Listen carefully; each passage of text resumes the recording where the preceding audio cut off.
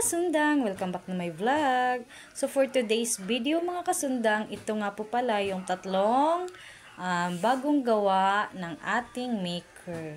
Tatlong tungkod or sungkod sa Bisaya mga kasundang. So ito nga po yung tatlong tungkod natin. Salamat po sa ating mga customer. Kasi kahit medyo may katagalan sa paggawa ay naiintindihan naman po nila. So ito nga po pala yung parang kawayan na tungkod mga kasundang. Wow, 'di ba? Napakaganda. Kamagong wood nga po pala ang gamit namin na kahoy mga kasundang. So yan po siya. Ito po yung parang kawayan mga kasundang. Ito yung parang kawayan. O 'di ba? Gwapo kay siya mga kasundang. Dili na to siya. Wala dili ninyo mabalan no kung asa ang iyahang kanang abrihanan gani. O diba? Wala ta kabalo. Pati ako pagkakita na ako anitong una-una, wako kabalo kung asa ang abrihanan. Pero kung naalang kay nahibalaan kung about sa mga kahoy mga kasundang. Ako kay pag una na ako pagkakitaan niyo, wala man ko kabalo. So ako ang giistadihan, chares istadihan ha. So pagkatanaw na ako, so parehas ingon ani mga kasundang ang iyang grano sa kahoy murag na putol-putol. So mao ni diri ang iyahang kuan. Diri ang ato ang i-open. Mao ni iyahang openanan mga kasundang kani. Kani siya, di ba? Lahi iyahang kahoy. Lahi color ang diri sa taas niya diri sa ubos. So mao kibali niya ang handle sa atong tungkod. Niya mao ni ang scabbard diri sa ubos. So mao ni siya. Thank you po sir sa pag-order ng ating tungkod. Yan. Tapos ito naman. Yo, grabe ka gwapo oy. Ito mga kasundang yung handle niya, solid black kamagong po yan.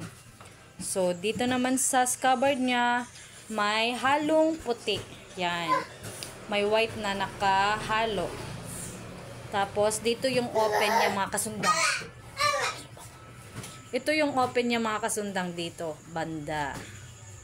Tapos, dito sa baba niya, diba, may pa-style para maganda naman siya tingnan ba. May style naman yung sa baba ng ano natin ng tungkod. So yan po siya. Tapos may rubber dyan sa ilalim mga kasundang para hindi siya madulas. So yan. Ito namang pang tatlo mga kasundang. Godzilla type. Yan. Gusto ng ating customer mga kasundang. Siguro display lang nila to. Saba, sorry. Among balay mga kasundang dulog highway. So mga kasundang no, siguro display lang ng ating customer to kasi yan Godzilla. Oh, tapos may pakuan-kuan siya diri oh, 'di ba? Oh, na siya silik-silik diri din. Naka-carve din po yung handle niya. Dito yung buksananan niya mga kasundang yung may open dito. Diyan. Yan. Godzilla type ang ating tungkod. Tapos dito hanggang sa dulo. Yan. May rubber din siya para hindi madulas. Same lang sa dalawa na una kong pinakita. So that's it mga kasundang. Napakaganda ng ating ano. Ay wait lang. Ipapakita ko nga po pala ang ating blades. Charan! Yan. Yan nga po. Ito nga po pala ang blade ng ating yung parang sa kawayan na style mga kasundang. Oh, yan yung blade ng ating tungkod. Lahat ng tungkod natin mga kasundang kahit anong style po, same lang sila ng blade. Yan. Gusto mag-apil ang langaw, no? Gusto siya makita sa video. So, yan yung blades natin. Yan. Yan. Kabilaan yung talim mga kasundang. Yan. Ipapaship ko na po yan mga kasundang. Thank you po, sir. So, yung isa naman, proceed tayo sa number 2 na blade.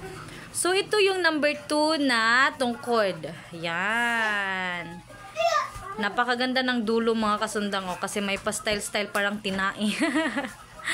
O, diba? Oh, yan yung blade ng ating tungkod. Same lang sila ng mga blade mga kasundang. Kailangan po kasi mga kasundang hindi malapad, hindi masyado malapad yung blade para hindi medyo malapad din yung ano natin, yung scabbard. Kasi pangit siya kung medyo malapad, mabigat na yun kasi solid kamagong tong kahoy natin mga kasundang, napakabigat ng ating kahoy. So kailangan po talaga na hindi masyado makapal yung ano natin, yung blade. Ganyan lang siya, maliit lang, ganyan. Parang 1 inch lang ata siya mga kasundang, basta maliit lang siya.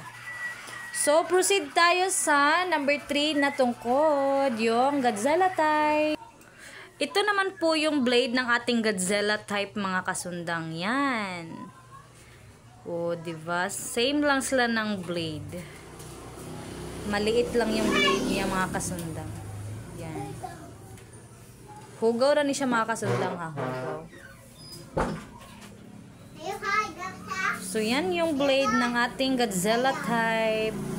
Yan siya. Tapos, may pa-carving yung scabbard niya.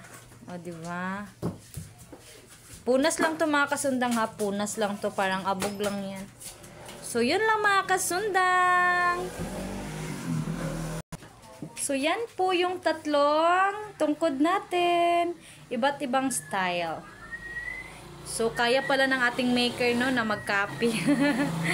Salamat po mga customer po namin. Maraming salamat po. God bless po mga kasundang.